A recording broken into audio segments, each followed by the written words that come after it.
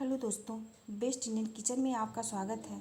आज हम UP style में बनाएंगे हरे मटर का निमोना, जो कि यूपी का ये बहुत ही ज़्यादा फेमस है। दोस्तों, एक बार इसे ट्राई करके ज़रूर देखिए, बहुत ही ज़्यादा अच्छा लगेगा आपको।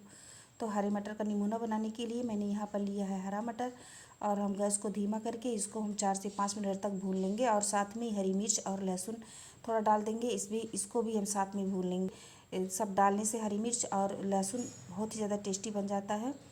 तो हरी मिर्च अपने स्वाद के अनुसार लीजिएगा, जितना आपको तीखा पसंद है, कम या ज़्यादा, उसी अनुसार आप हरी मिर्च ले सकते हैं। अब यहाँ पर 4 से 5 मिनट तक मैंने भून लिया है हरे मटर को। अब थोड़ा सा इसमें हरा धनिया डाल करके और थोड़ा पानी डालते हुए हम इसका पेस्ट तैयार कर लेंगे। पेस्ट हल्का सा दरदरा होना चाहिए, एकदम ज़्यादा महीन नहीं होना चाहिए।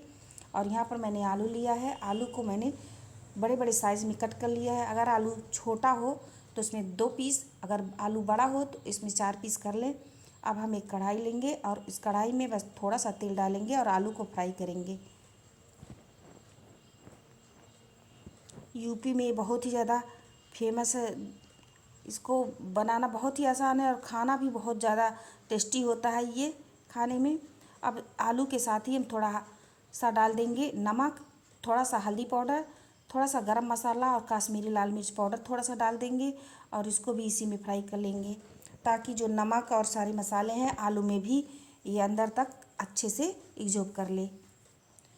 तो 4 से 5 मिनट तक आलू को भी फ्राई कर लेंगे। आलू अच्छे से फ्राई हो जाएगा तब हम इसको बाहर निकाल लेंगे।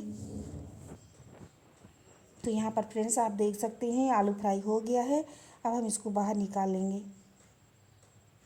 फिर इसी कढ़ाई में हम सरसों का तेल डालेंगे। सरसों के तेल में बहुत ही ज़्यादा अच्छा बनता है। अगर आपके पास सरसों का तेल हो तो आप सरसों का तेल ही डालें, और तेल थोड़ा सा ज़्यादा ही लगता है इसमें, तभी अच्छा बनता है। और फिर इसमें डालेंगे 1 चुटकी हींग, 2 तेज़पत्ता, और इसमें 3 से 4 मैंने लिया है प्याज। प्याज को बारीक कट कर लिया है मैंने स्लाइड में। अब इसको गोल्डन करेंगे हम।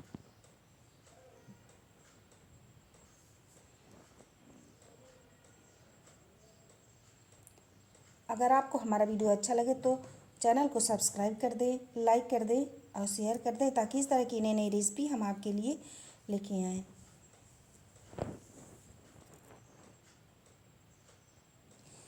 प्याज गोल्डन हो जाने के बाद इसमें हल्दी पाउडर, गरम मसाला और धनिया पाउडर डालेंगे हम,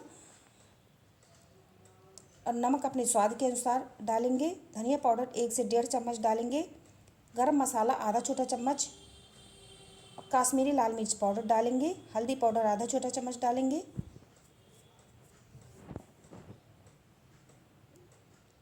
इन सबको थोड़ा सा पानी डालते हुए भून लेंगे।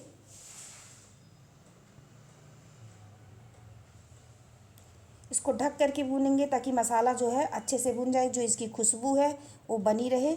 अगर हम खोल के मसाले को भूनेंगे तो इस जो मसाला है वो उसका स्वाद उतना अच्छा नहीं आता, क्योंकि मसाले में जो मतलब उड़ जाता है, मसाले में से जो टेस्ट होता है वो उड़ जाता है। ढक करके ही मसाले को भूनना चाहिए। तो यहाँ पर देख सकते हैं मसाला तेल छोड़ दिया है। अब मसाला अच्छे से भुन गया है और इसमें से अच्छी सी खुशबू भी आ रही है। और इसमें फिर जो मैंने पेस्ट बनाया था हरे मटर का वो डाल देंगे, और गैस को बिल्कुल धीमा करके इसको हम कम से कम 7-8 मिनट तक अच्छे से भूनेंगे, ताकि अच्छे से ये भून जाए। तब इसमें से खूब अच्छी सी खुशबू आने लगे। तब हम इसमें ग्रेवी बनाने के लिए गर्म पानी का इस्तेमाल करेंगे।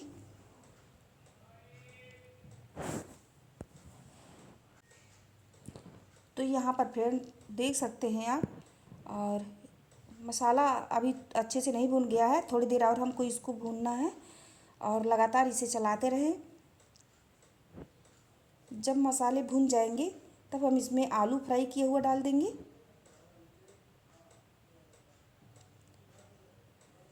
और फिर से 2 से 3 मिनट तक चला करके पकाएंगे।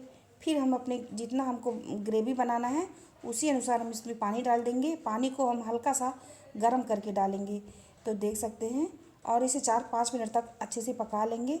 अच्छे से पकने के बाद इसमें से तेल अलग हो जाएगा और जो मटर के पेस्ट है वो अलग हो जाएंगे। आप ये देख सकते हैं। आलू जब